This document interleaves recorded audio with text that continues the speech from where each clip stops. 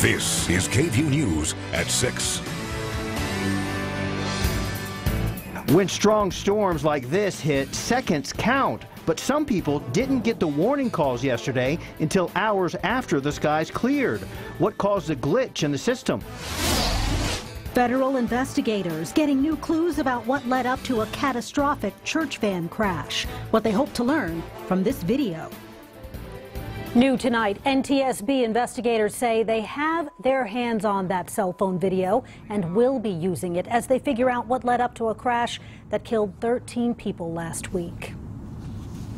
We've obtained a copy of the video that they've taken and have forwarded it to our video specialists in Washington, D.C. for analysis. Now, from that analysis, we will know more precisely about the speed of the truck as well as its lane deviations. The video shows the moments just before the pickup, driven by Jack Dylan Young, collided head-on with a van from First Baptist Church, New Braunfels. 13 of the 14 people on board died. The NTSB says it has also taken toxicology samples from both drivers and has pulled cell phone records and content to analyze. Investigators said today they do not think the driver of the pickup was wearing a seatbelt, while most, if not all, of the people in the church van were.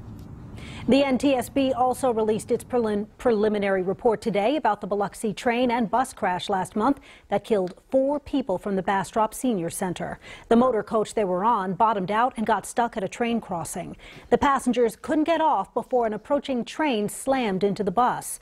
Not a lot of new information in this particular report, but we did learn the bus driver tested negative for alcohol or drugs. But the NTSB reiterates the driver took a different route than his itinerary called for. Friends and family of 3 teenage girls in Round Rock are mourning their deaths. The 3 died this weekend in a wreck when their car crashed into a charter bus on Highway 71 near Spicewood. Isabella Torres and Taylor Mendez were both 17 and sisters. June Smith was 18. The district confirms one was a student at Round Rock High. Friends say another used to go to Round Rock, and the third went to McNeil High. One student describes them all as sweet, sociable girls and says the students are shocked by what happened. Another student tells KVUE some students didn't go to school today because they were just too upset by what happened. I think that there's been a lot of support going out to the families and a lot of the friends. There's for sure been a lot of social media posts about it, so everyone knows about it. There are 2 GoFundMe pages for the families, one for sisters Taylor Mendez and Isabella Torres, and another for the family of June Smith. You can find those links on our website, kvue.com. Now check out the pictures on your screen. APD says this woman, 32-year-old Takesha Wilson, has been missing for more than 24 hours, and there is a concern for her welfare. She was last seen around 4:30 yesterday afternoon near Manor Road and 51st Street. If you see her, you're asked to call 911 immediately. Federal immigration officers have wrapped up another operation targeting illegal immigrants in Central and South Texas. ICE says from March 20th through the 31st, they arrested 153 people, including 24 in the Austin and Waco areas. The operation also focused on San Antonio, Laredo, and the Rio Grande Valley. ICE says 90% of those arrested have criminal histories. The UT campus is coming together tonight to remember freshman dance major Haruka Weiser. Weiser was killed 1 year ago, the first murder on campus in 50 years. KVUE's Brandon Jones is live at UT, where a memorial for Weiser set to start in just a couple of hours. Brandon?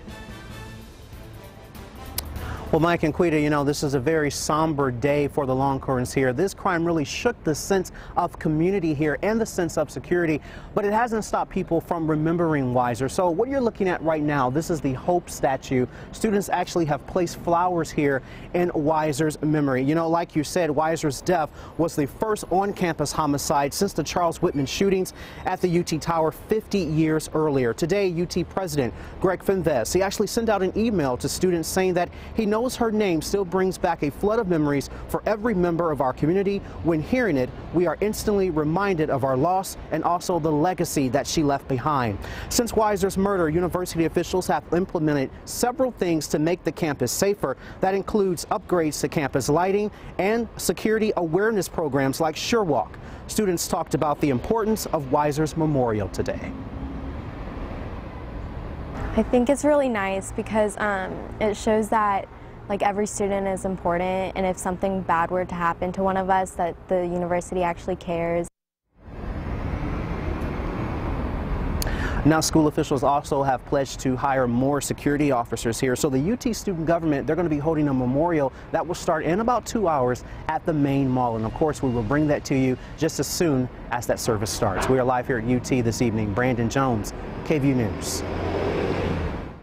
So this is a new tornado warning because of that rotation we were just talking about, 3 minutes ago near Lake Travis. A tornado warning in effect until 10:15. You heard it first from the storm team yesterday morning. A tornado warning covering several Austin suburbs, including Round Rock. But if you were relying on emergency alerts from a local government system, it may have been hours before you got the call to take shelter. KVUE's Jay Wallace has been looking into this today. We heard from a lot of people who said the skies were already clear and sunny by the time their phones rang.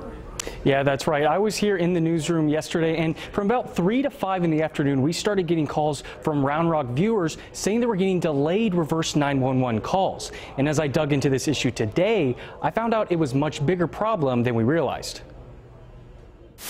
This is the new tornado warning that does include portions of northwestern Travis County, southern and southwestern areas of Williamson County. We reported this tornado warning to you yesterday morning just before 9:30.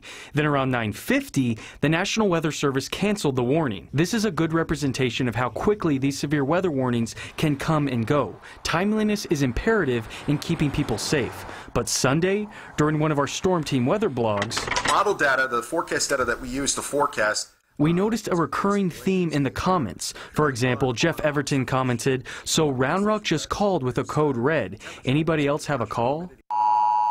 Take a look at the timestamp, 11:20, about an hour and a half after the warning was canceled, when the weather looks something like this.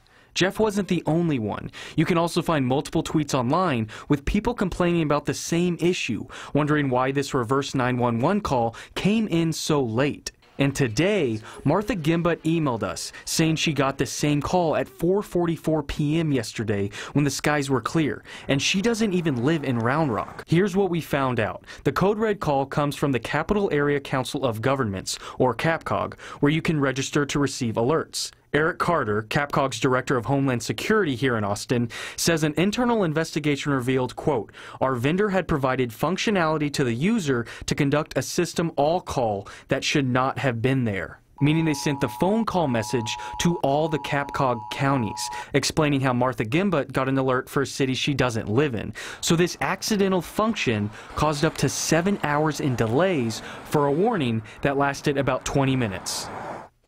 There's also a good function on your iPhone we want to make sure you are aware of. If you go to settings and then you go to notifications, you can scroll down to the bottom where you will find government alerts. You can turn on Amber Alerts and emergency alerts, and that will allow you to stay informed. And of course, KVUE has the best meteorologist in Austin standing right over there, so you know you can count on us to give you the most up-to-date weather information. Here's Albert now with what we're tracking.